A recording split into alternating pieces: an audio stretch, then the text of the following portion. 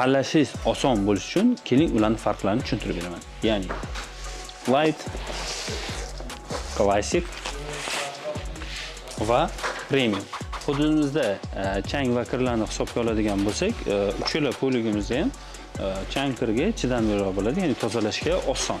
Asosiy farqqa keladigan bo'lsak, asosiy farqlari lightimizni yumshoqroq, klassikimizni zichroq, premiumimizga keladigan bo'lsak, premiumimizni maksimal darajada zich ishlangan bo'ladi. Raqamlarga agar yondashadigan bo'lsak, raqamlar bo'yicha 80 kg bosim ostidagi og'irlikka chidamliroq bo'ladi. 120 kg bosim ostidagi og'irlikka chidamliroq bo'ladi va premiumimizda maksimal darajada 150 kg bosim ostidagi og'irlikka chidamliroq qilingan. Aynan zichlik bo'yicha, chidamlilik bo'yicha farqini aytadigan bo'lsak, qanchalik material polik zichroq bo'lsa, o'shanchalik chidamliroq bo'ladi va o'zini formasini yo'qotmaydi.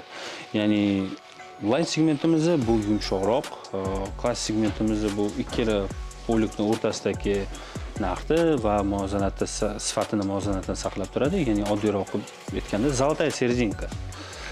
Premium poligimizda bu maksimal darajada zich ishlangan va yuqori sifatda ishlab chiqarilgan polik hisoblanadi. Poliklarni tanloviga keladigan bo'lsak, ko'pchilik mijozlarimizda premium segmentli poligimizni tanlashadi. Men ham bemalol mana shu premium poligni tavsiya qilgan bo'lardim, sababiki buni 1 yillik kafolatga ega va sifati juda ham yuqori.